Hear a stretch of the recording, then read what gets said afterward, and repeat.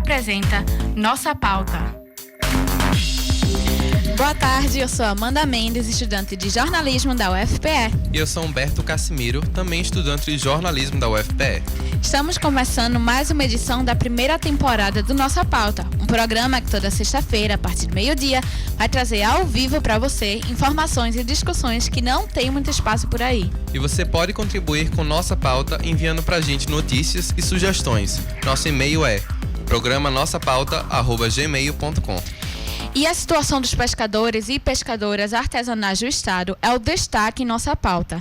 No dia 21 de novembro ocorreu o Grito da Pesca, que acontece desde 2004 nessa mesma data, e que comemora o Dia Mundial da Pesca Artesanal. O Grito da Pesca propõe mobilizações e reflexões nacionais em favor dos povos das águas e dos ecossistemas que compõem os territórios pesqueiros. Esse ano, a data marcou a entrega de 200 mil assinaturas em defesa do território pesqueiro ao Congresso Nacional. Para conversar sobre isso, vamos receber o agente pastoral do Conselho Pastoral dos Pescadores, Severino Santos. A gente conversa com ele no segundo bloco. E nesta semana, na CPI das fake news em Brasília, teve a participação da agência Lupa, que fez um balanço das fake news no Brasil. E ao mesmo tempo, circularam notícias fora de contexto sobre o Brasil ser a sexta maior economia do mundo.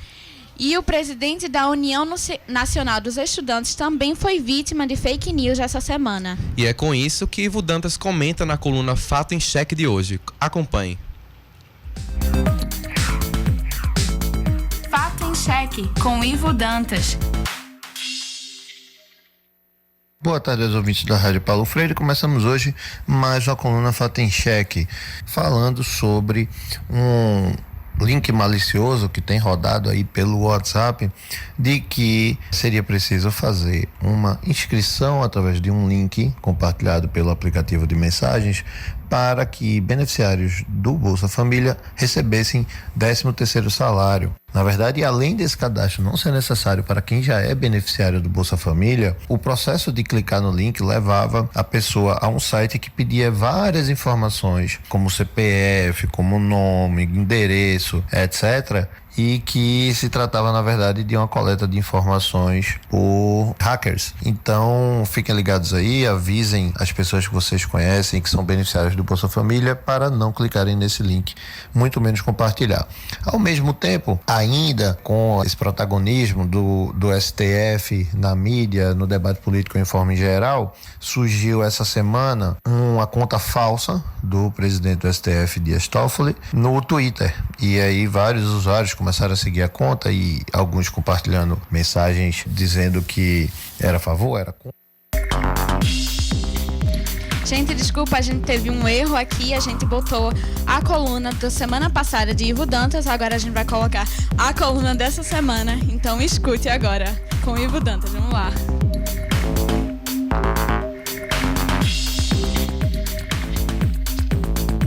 Bem-vindos à coluna Fato em Cheque dessa semana. Começamos a coluna falando ainda sobre a CPMI das fake news que acontece em Brasília ao longo aí das últimas semanas.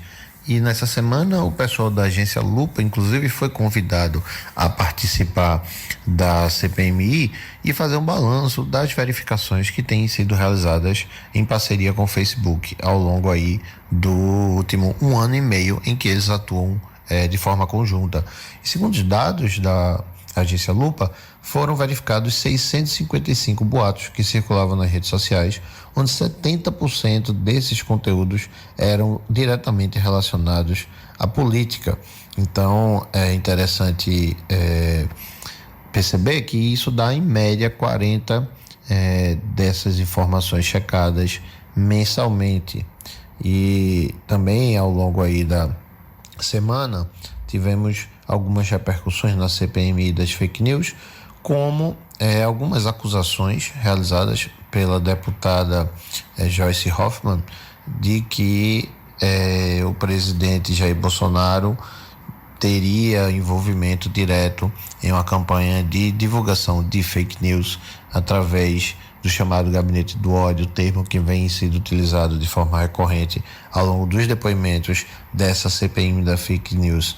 Então, precisamos aí aguardar para ver o desenrolar dessa CPMI que vem investigando a utilização, né, dessas informações falsas, a circulação dessas informações falsas através das redes sociais nos últimos anos.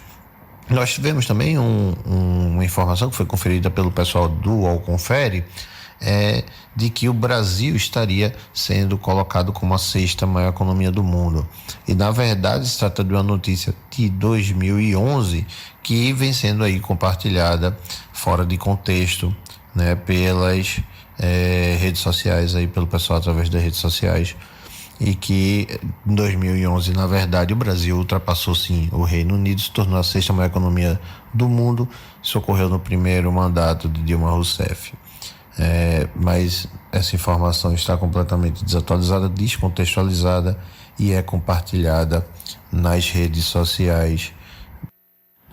Já o pessoal do G1 Fator Fake checou a informação que tem viralizado pelo WhatsApp de que o atual presidente da UNE estaria cursando Ciências Sociais há mais de 15 anos e não se formaria para permanecer no movimento estudantil. E são diversas informações falsas contidas nessa fake news. Para começo de história, a informação é de que o presidente Tiago Montalvão, de 33 anos, que é o presidente da UNE, já começa aí errado, porque o nome dele não é Tiago, é Iago. Além disso, ele não tem 33 anos, tem 26 anos.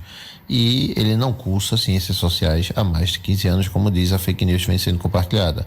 Na verdade, ele cursa o curso de Ciências Econômicas na Universidade de São Paulo, na USP, e entrou por meio do SISU em 2018. Então ficamos por aqui com mais uma coluna Fato em Cheque e até a próxima semana.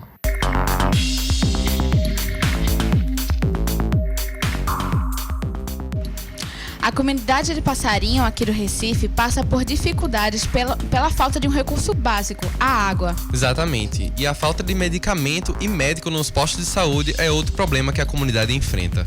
Somente esse ano, o Passarinho recebeu 200 novas famílias, todas sem esses recursos básicos para cuidarem de si mesmas. Apesar disso, a comunidade não recebe o apoio devido do poder público para resolver esses problemas. Por isso, neste sábado, dia 7 de setembro, acontece o evento Ocupe Passarinho, que tem como objetivo conseguir visibilidade para essa comunidade. Quem explica as dificuldades que a comunidade passa é a líder comunitária e do grupo Espaço Mulher de Passarinho, Edicléa Santos. Vamos ouvir.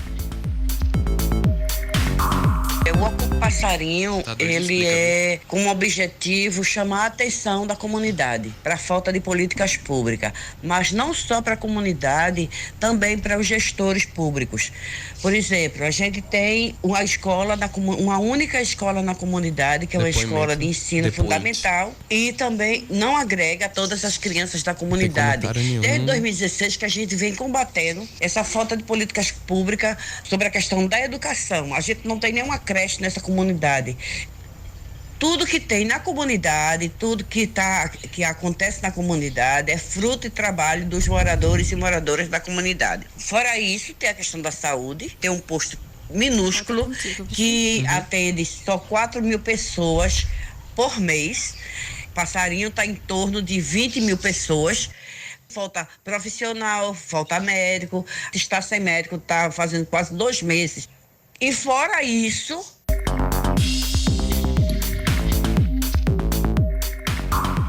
Reforçando que o evento ocorre neste sábado, dia 7 de dezembro, e estará acontecendo das 9 horas às 18 horas na própria comunidade de Passarinho. E ainda falando em problemas sociais, segundo o Instituto Brasileiro de Geografia e Estatística, o IBGE, a extrema pobreza no Brasil registrou um recorde. E como reflexo disso, enquanto milhares de fiéis têm subido o Morro da Conceição para fazer pedidos a Nossa Senhora essa semana, tem aumentado o número de pessoas que fazem mendicância nas ladeiras do bairro. E para falar sobre isso, o repórter William Araújo foi ao Morro da Conceição e conversou com um pároco do santuário. Confira.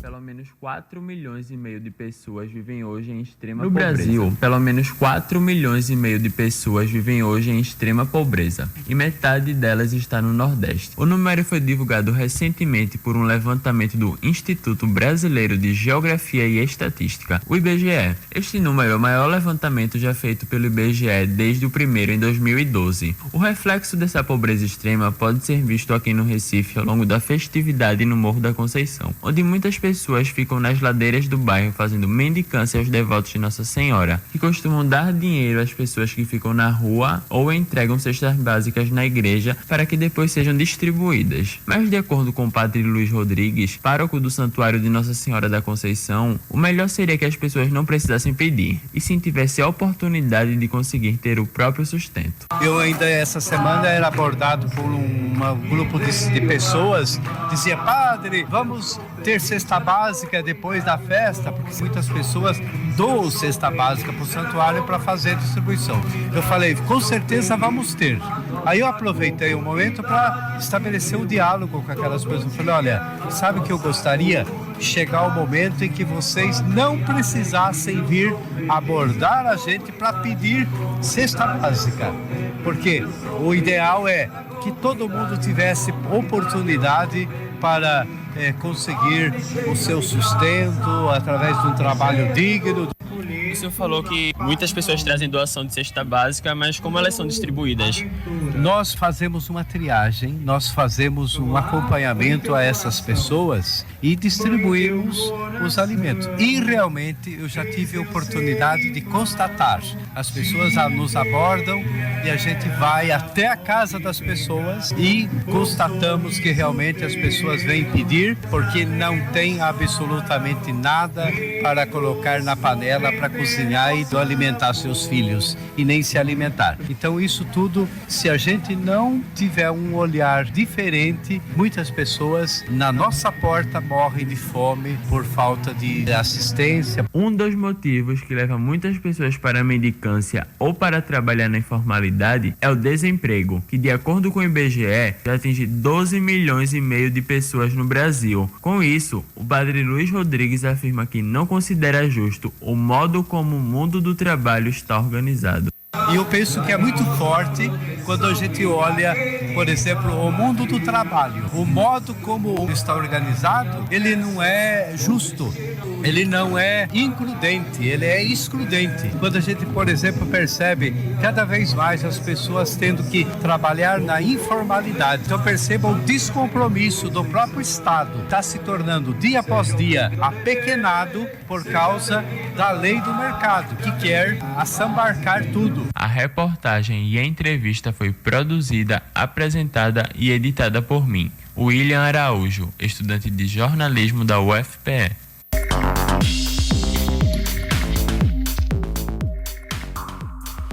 E ontem, dia 5 de dezembro, foi lançado o livro Travessias Acadêmicas das Tecnologias de Comunicação para o Desenvolvimento, na Biblioteca da Universidade Federal Rural de Pernambuco. A professora Salete Taouque destacou a importância do livro na finalidade de atualizar sempre o objeto de extensão rural. A importância deste trabalho é que ao longo do tempo nós fomos atualizando o objeto comunicação para o desenvolvimento. Que no ponto de partida, há 35 anos atrás, trabalhávamos com a extensão rural, com o aporte de Paulo Freire e que ao longo do tempo nós fomos ampliando esta matriz e incorporando novos temas como a economia criativa, como o cooperativismo, a questão da inclusão digital, do trabalho com agricultores familiares, do trabalho com o consumo em periferia e todos esses objetos com uma finalidade de atualizar sempre o objeto extensão rural.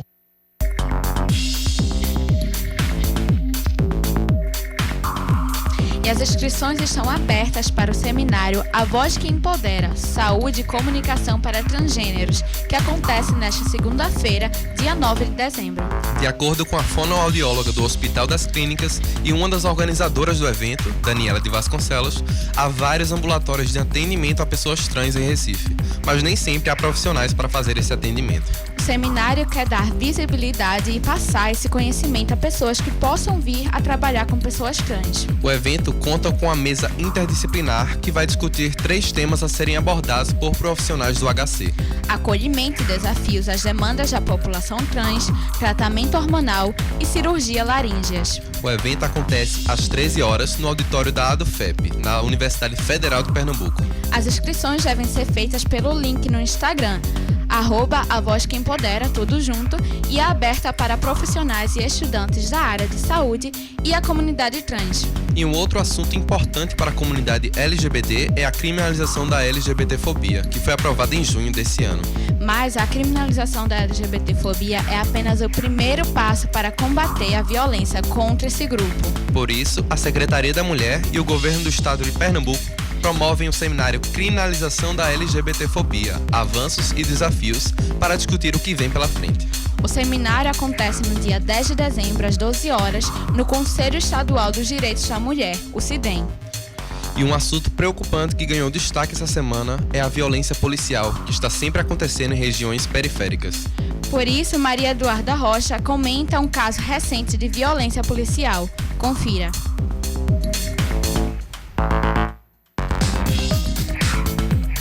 Trocando em Miúdos, com Maria Eduarda Rocha. Olá, ouvintes da Rádio Paulo Freire. Imaginem comigo a seguinte situação.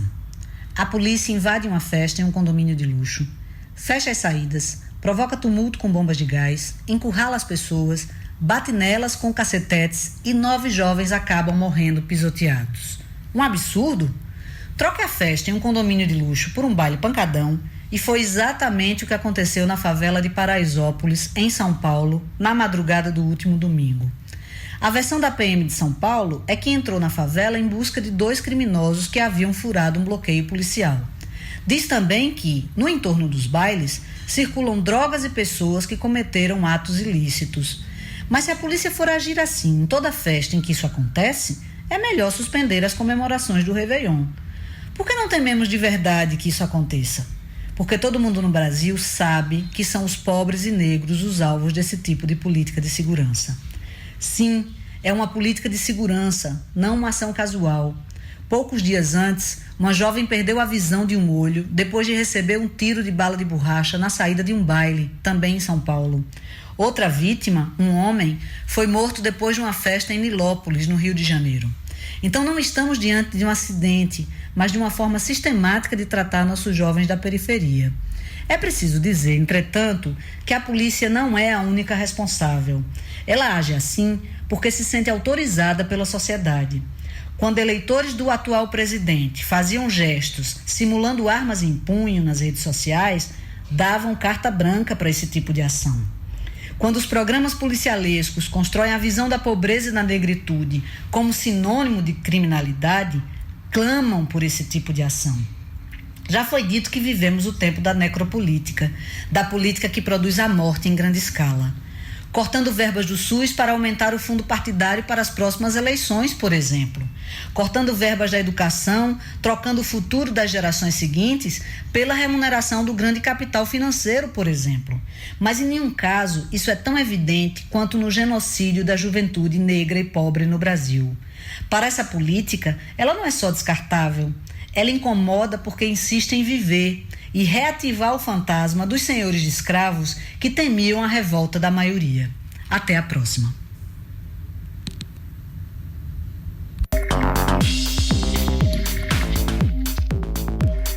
E a violência é um problema crescente no Nordeste. De acordo com o Atlas da Violência de 2019, houve um crescimento acentuado da taxa de homicídio no Norte e Nordeste na última década. No ranking de taxa de homicídio por unidade federativa de 2017, entre os 5 estados mais violentos, 4 são do Nordeste. São eles: Rio Grande do Norte, Ceará, Sergipe e Pernambuco. Por isso, representantes dos fóruns populares de segurança pública de 8 estados do Nordeste estarão reunidos na primeira Conferência Popular de Segurança Pública do Nordeste. A programação do evento vai ocupar as periferias da região metropolitana do Recife durante o sábado, dia 7 de dezembro. Eles contam com atividades descentralizadas em Maranguape e no Caranguejo Tabaiares, além da noite de cultura e resistência no Nascedouro de Peixinhos, em Olinda. Já no domingo, dia 8 de dezembro, acontece um debate com todos os participantes, também em Peixinhos, Olinda. A participação na conferência é gratuita e aberta ao público. E ainda falando sobre a violência em Paraisópolis, a nossa colunista Fabiana Moraes fez uma análise da cobertura da mídia sobre o acontecimento. Ela também faz um destaque de 3 vídeos que circularam muito essa semana sobre ações policiais em distintos lugares do Brasil. Vamos ouvir.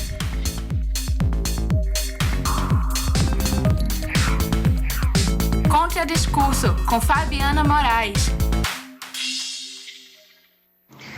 Oi, boa tarde para todo mundo. Quero começar a coluna de hoje falando alguns nomes. Marcos Paulo dos Santos, 16 anos. Denis Franca, 16 anos. Denis Henrique Silva, 16 anos. Gustavo Xavier, 14 anos. Gabriel de Moraes, 20 anos. Matheus Costa, 20 anos. Bruno Gabriel dos Santos, 22 anos. Eduardo Silva, 21 anos. E Luara Oliveira, 18 anos. Essas 9 pessoas morreram pisoteadas no final de semana em Paraisópolis, São Paulo.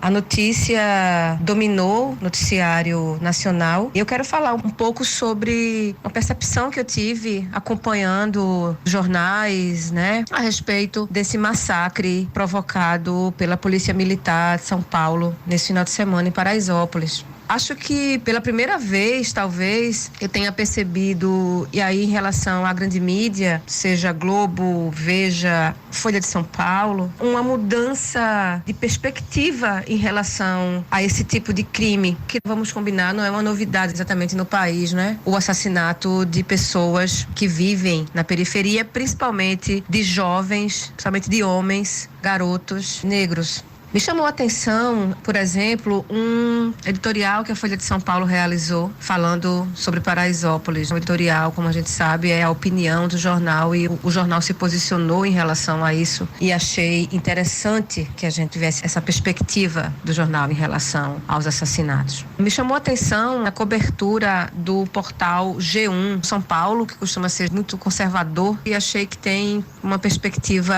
também na tentativa de repórteres, por exemplo, como Kleber Tomás e Felipe Mancuso, de chegar realmente mais perto, procurar entender o que aconteceu naquele dia, o que a PM fez, Então, por exemplo, eles mostram as vielas, a Viela Três Corações e a Viela do Louro, onde os jovens morreram pisoteados.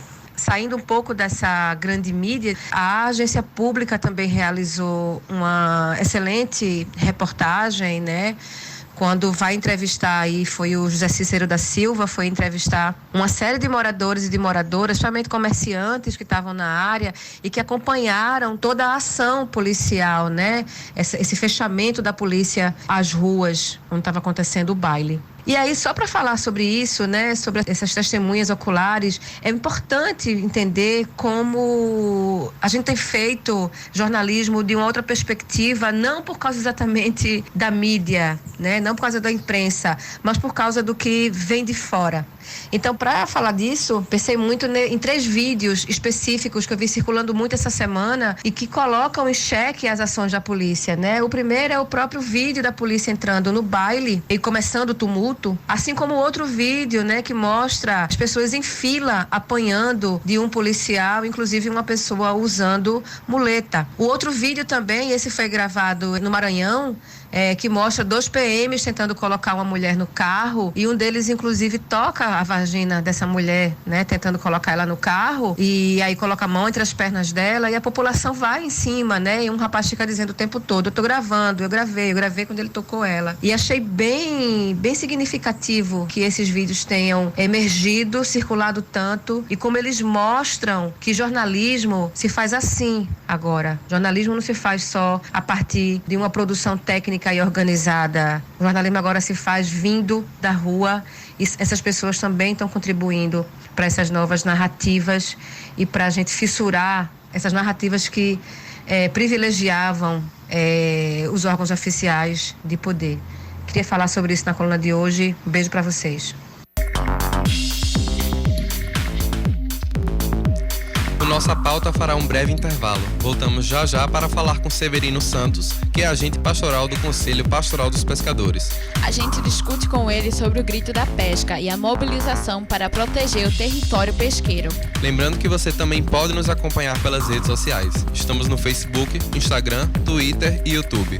Basta procurar Rádio Universitária Paulo Freire. Agora são 12 horas e 27 minutos. Rádio Paulo Freire, a rádio que fazemos juntos e juntas. CYI 775, Rádio Universitária Paulo Freire AM, 820 kHz, uma emissora da Universidade Federal de Pernambuco. Estamos no especial do Cuscuz com Cordel, recebendo a cordelista Suzana Moraes.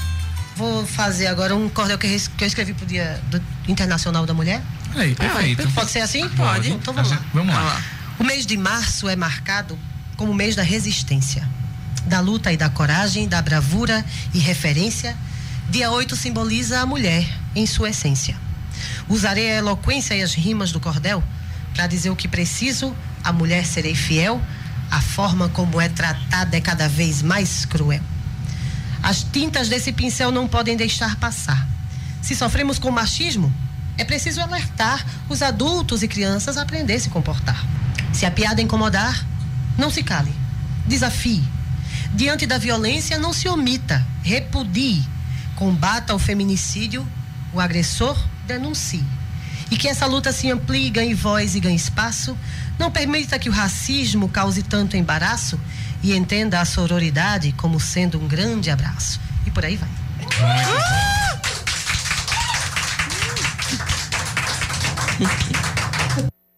Rádio Paulo Freire, a rádio que fazemos juntos.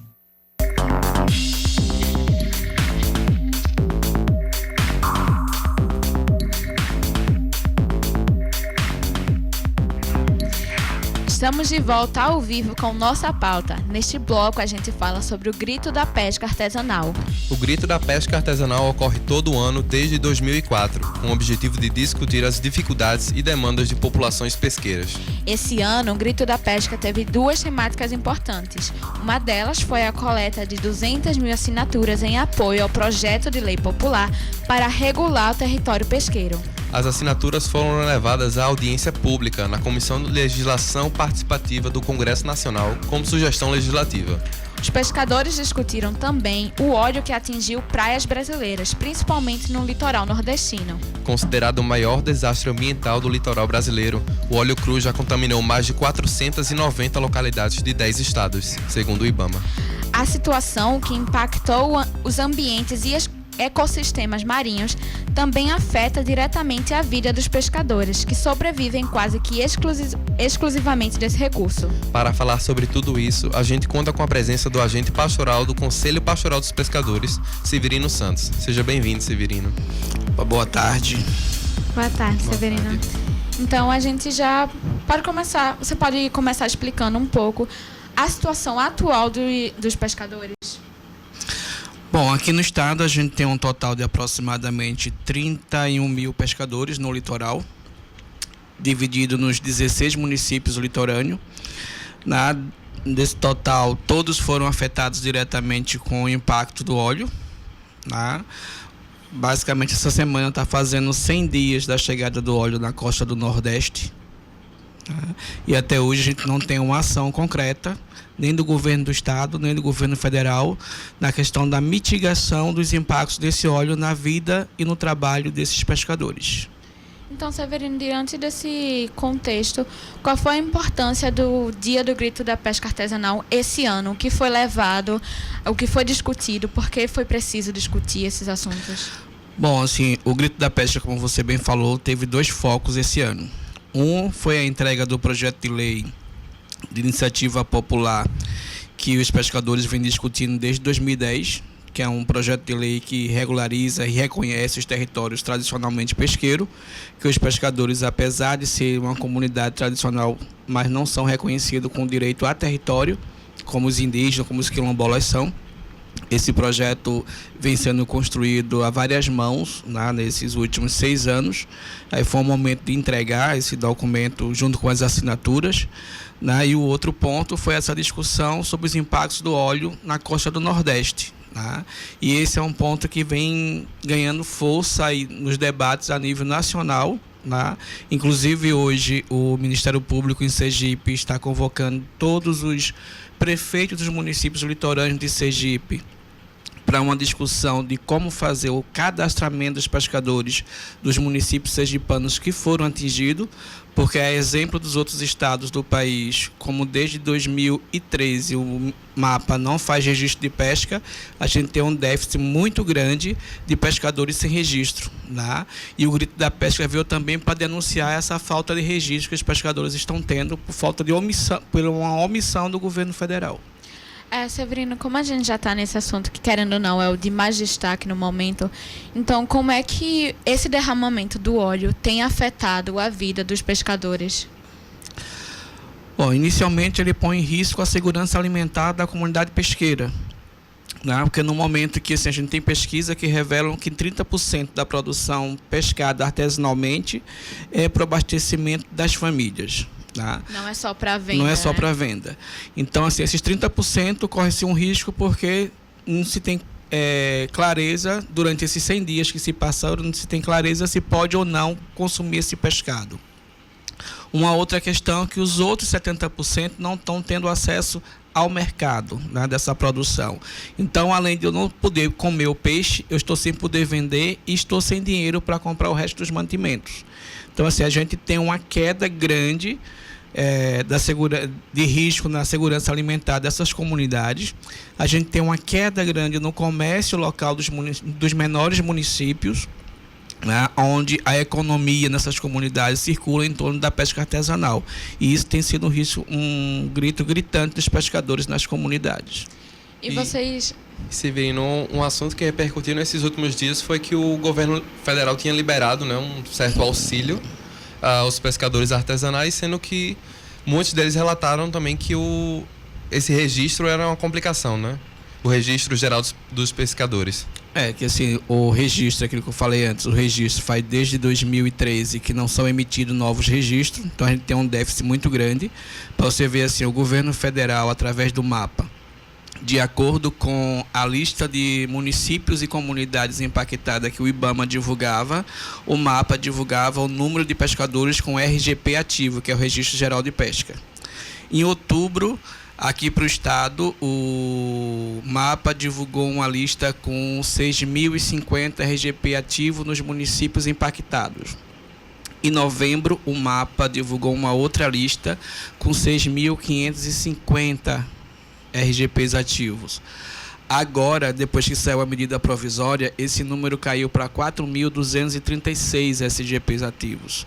E ontem, na audiência pública que teve em Brasília, o secretário da SAB, que é a Secretaria de Aquicultura e Pesca, colocou que os pescadores a serem beneficiados com a medida provisória, né, que vai pagar uma bolsa de 1.966 em 2 parcelas, só serão os pescadores que moram naquelas praias onde o IBAMA declarou que o óleo chegou. Tipo, Goiânia. Goiânia, toda a economia da pesca, das 8 comunidades pesqueiras foram afetadas por conta do óleo. Seja porque foram atingidos diretamente por óleo, como o caso de Catuama e Ponta de Pedra, como as comunidades vizinhas que não receberam óleo, mas a declaração é que o município foi impactado. Então, todas as outras comunidades também foram impactadas indiretamente, não conseguiram comercializar seu pescado. Com essa questão da medida provisória e a forma como o mapa está restringindo esse acesso, tipo, em Goiânia, a gente tem uma média de 2.000 pescadores cadastrados com RGP. No entanto, provavelmente, para receber esse benefício do Ministério da Agricultura com o Ministério da Cidadania, apenas uma média de 400 pescadores irão receber no município de Goiânia. Ou seja, muito abaixo do bem número abaixo que do número que foi já atingido. é de registros, né? Que isso não contempla todos os pescadores. Você já disse que tem um déficit. É, um déficit bem grande. E aí está bem abaixo também desse número total de registros, né? E esse auxílio ele deveria contemplar todo mundo, né? Justamente porque as pessoas elas não estão consumindo o peixe com esse receio de que ele esteja contaminado, mesmo quando em algumas localidades esse óleo não atingiu, certo? Isso. A gente estava até fazendo uma pergunta ontem em reunião a nossa equipe, que assim, qual foi a mágica que o MAPA desenvolveu nos últimos 15 dias para diminuir em 2/3 o número de comunidades de pescadores atingidas. Assim, aumentou o número de estados de 9 para 11 estados atingidos, aumentou o número de municípios de praias atingidas, no entanto diminuiu significativamente o número de pescadores atingidos, né? A gente tinha um registro de 159 mil pescadores nos 11 estados atingidos, aí hoje a gente tem apenas 65 mil. Né? De um dia para a noite, o número, assim, a forma como o MAPA está fazendo o rastreamento está sendo de uma forma de exclusão tão grande, né? Que assim, hoje a gente não tem como dizer assim, o pescador que mora em Sirinhaém, na sede do município, ele pesca na Barra de Sirinhaém. Mas o cruzamento de dados que o Ministério está fazendo é pelo local de residência. Então, o pescador que mora hoje no centro de Sirinhaém e pesca em Barra de Sirinhaém, onde foi atingido, esse pescador não vai fazer jus ao benefício. Só o que mora em Barra de Sirinhaém. Ao mesmo para as outras comunidades no município de Sirinhaém, ao mesmo para as comunidades que estão hoje no município de São João da Coroa Grande. Então, assim, a forma do rastreamento que o Ministério está fazendo, ele é excludente, né? Ele não considera a área de trabalho, e sim a área de residência dos pescadores. Severino, você acha que isso foi feito deliberadamente? Olha, eu não posso te dizer que foi feito deliberadamente, mas foi feito de uma forma para o governo não gastar dinheiro com pescadores, né? O mesmo a gente remete para o governo do estado. Os discursos do governo do estado é que toda a responsabilidade de ressarcimento, de mitigação social e econômica pelos danos do óleo é de obrigação do governo federal, porque a gestão da pesca é feita a nível federal. No entanto, o governo do estado de Pernambuco criou, em 2015, uma política estadual de gestão da pesca artesanal aqui no estado. Então, se eu criei uma política de gestão e eu estou dando andamento a essa política de gestão, é claro que a responsabilidade pela pesca passa a ser compartilhada entre o governo federal e o governo estadual.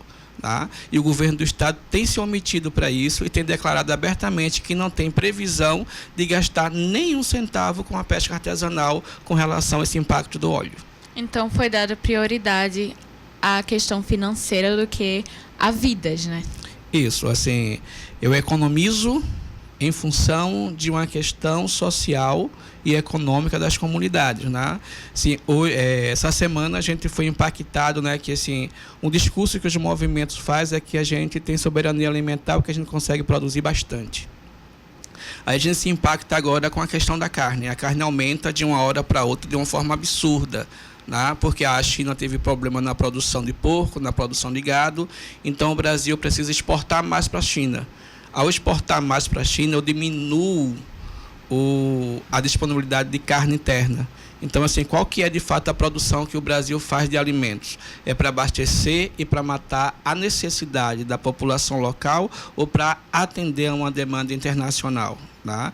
E para isso nos sobra o que é caro, né? Que assim, eu mando a carne para fora e o que sobra aqui aumenta. A carne que antes era R$15, hoje está 30. Aqui era 30, hoje é 50.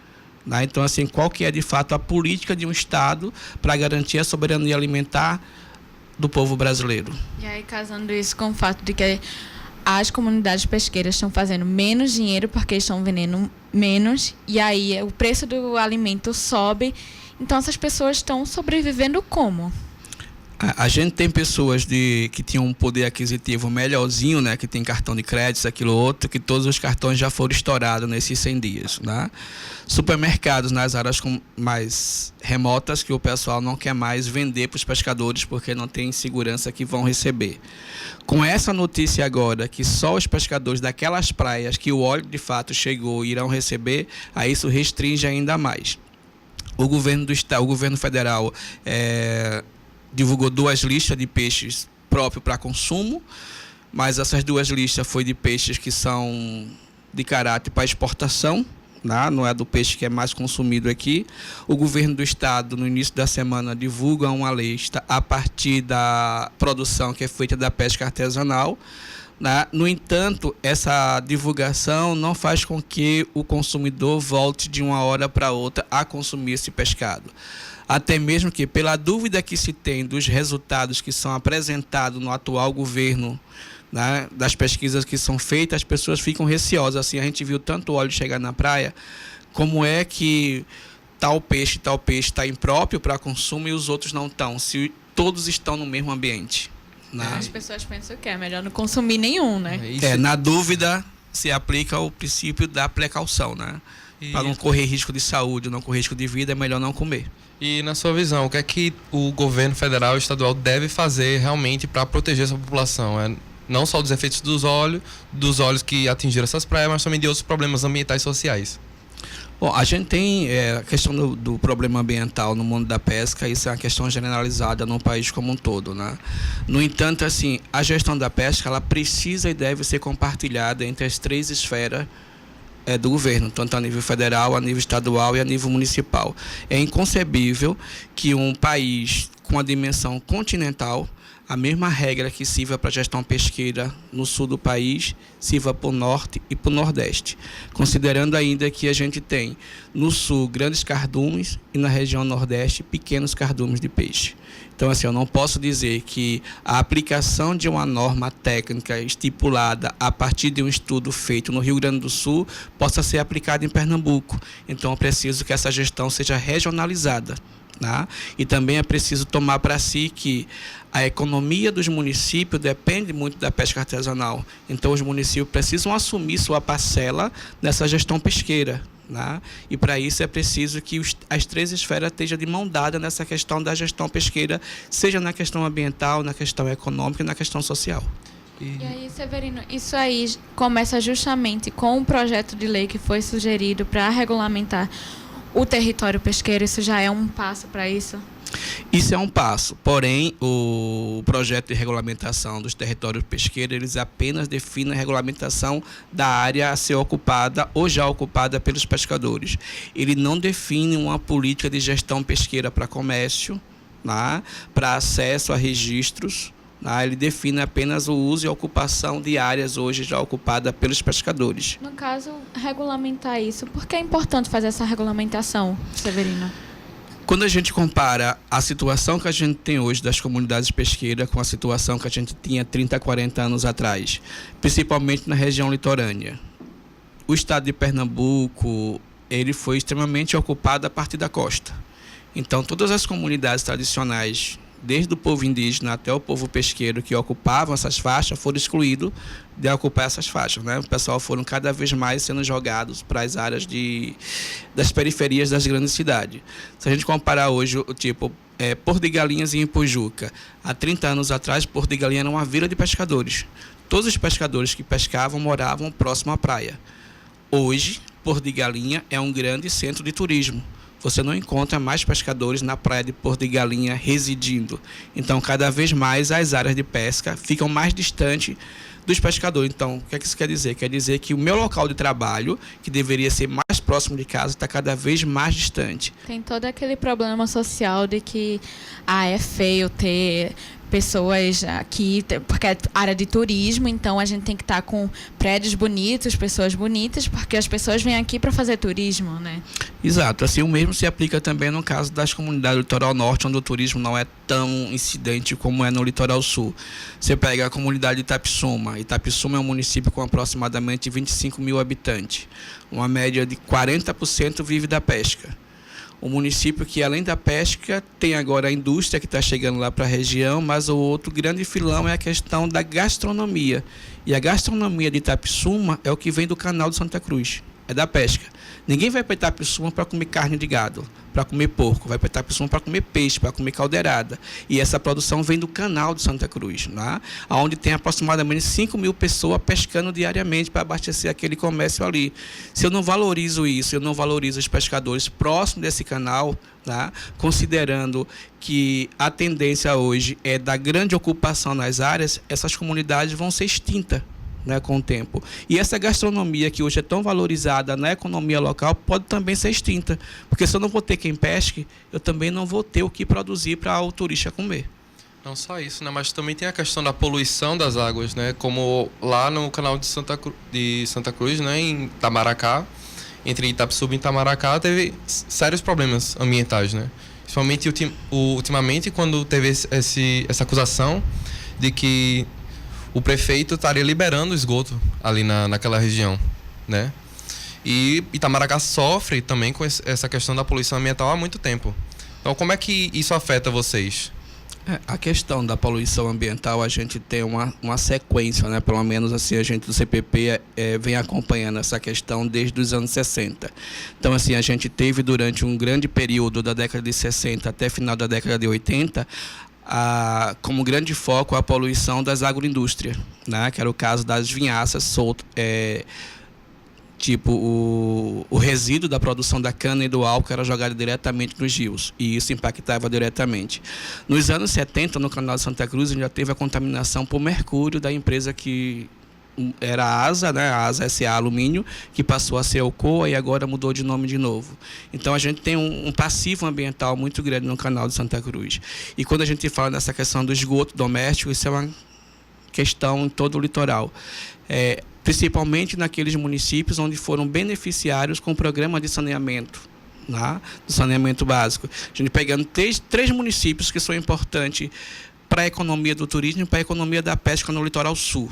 A gente pegar Sirinhaém, Tamandaré e Rio Formoso, esses 3 municípios foram contemplados com o programa do Prodetur para implantação do sistema de saneamento básico nos municípios. No entanto, foram implantados, mas nenhum funciona adequadamente. Todo esgoto do Rio Formoso vai diretamente para o Rio Formoso, para dentro do Rio Formoso. Né? O esgotamento sanitário do município de Tamandaré não foi feito adequadamente. Né? As estações elevatórias não funcionam. Né? As áreas de implantação das áreas elevatórias são basicamente dentro do estuário, dentro do manguezal, e quando transborda vai tudo para dentro do mangue. Né? Em Sirinhaém, o centro da cidade está todo bem equipado para a área de tratamento.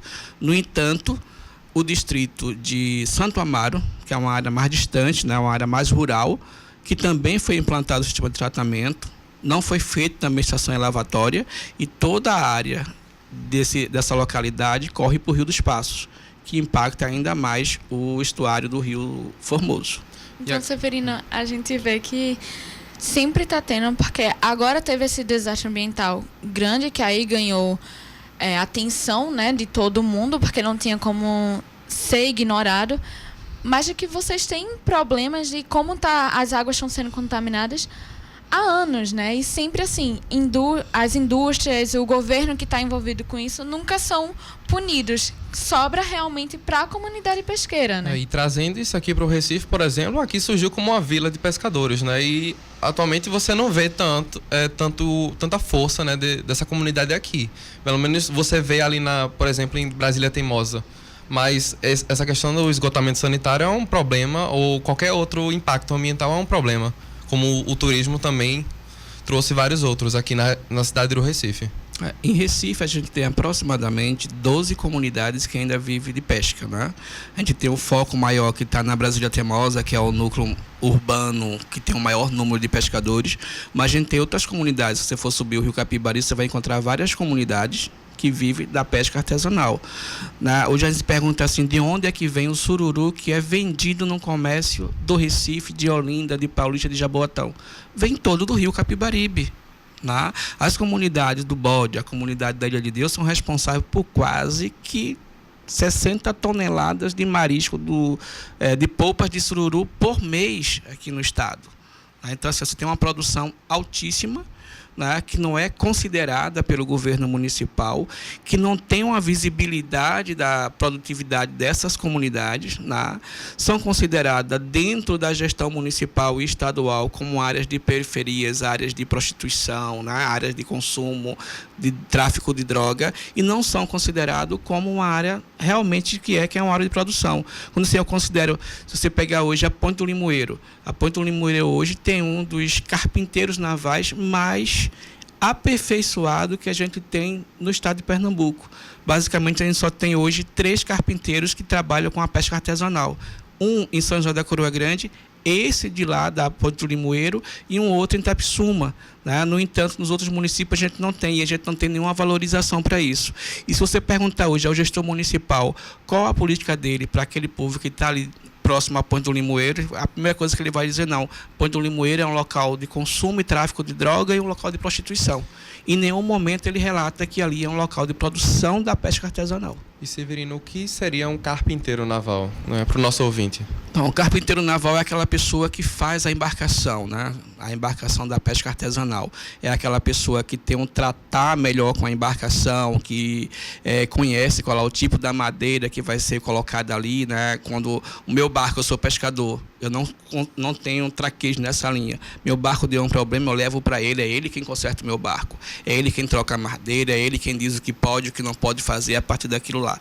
Né? Que é uma profissão que hoje está basicamente extinta, né? Que hoje com essa questão do diminuir o uso de madeira nas embarcações e se fazer muito com as embarcações com fibras de vidro, né? Isso tem levado muito que essas profissões tendem a desaparecer. Né? No entanto, elas ainda são muito presentes e muito importantes na vida das comunidades pesqueiras. E aí, inclusive, a gente estava falando antes do turismo, o turismo poderia ajudar essas comunidades, né? Porque um alimenta o outro. Então, se tem mais pessoas circulando no local, pela lógica, mais pessoas estariam também se interessando no que é que acontece. Poderia ter um mercado local, né? Mas ao invés de alimentar esse mercado local, a comunidade pesqueira acaba sendo forçada a sair dali, porque como virou agora a área de turismo, agora vocês têm que sair, né? Ao invés de alimentar essa comunidade. A gente tem um processo de desenvolvimento do turismo que é um turismo excludente, né? Um turismo de grande massa e do grande capital. A gente não tem um turismo que envolva a comunidade local. Você tem algumas experiências de turismo de base comunitária que envolve, de certa forma, algumas comunidades nessa questão do manuseio, do uso dos apetrechos, da comida local, mas em sua maior parte o que o turismo hoje desenvolve são grandes hotéis. Né? Hoje você está na pista, você vê os ônibus da Luque Viagem, da Luque Turismo passando direto na comunidade, chega na beira da praia, o camarada desce, entra no catamarã, vai até as piscinas, passa meia hora, toma banho, volta para o hotel e do hotel volta para o aeroporto. Então assim, você não tem uma relação do turista que chega, do turista que tem um capital com a comunidade local. Ele apenas chega lá, ele se beneficia daquilo e vai embora. E a gente não tem uma política de gestão que envolva essa discussão envolvendo a comunidade como um todo. Então, Severino, só para encerrar, como é que você vê o futuro dessas comunidades? O que é que você acha que vem em seguida? Olha, em seguida vem muita luta. Né? Eu acho que o foco nesse momento hoje é aglutinar força, é se preparar e ir para o enfrentamento. Né? Que essa questão da negação de direito é uma questão muito forte e não é uma questão do governo atual.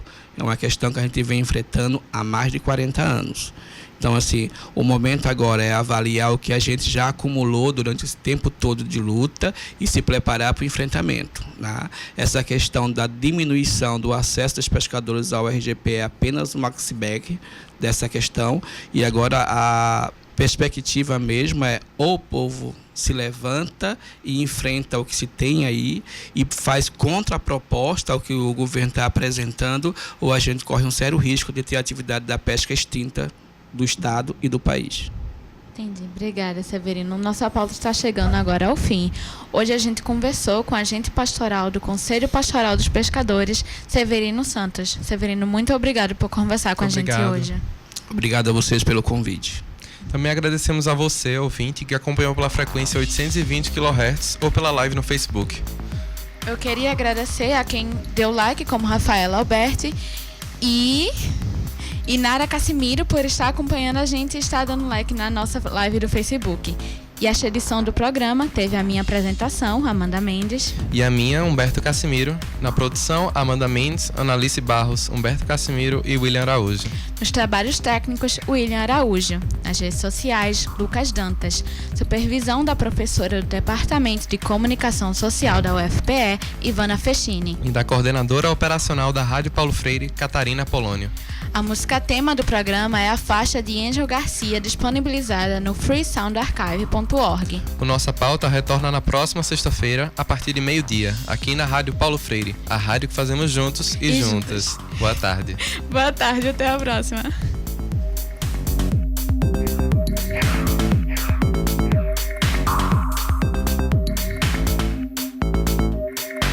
Horas.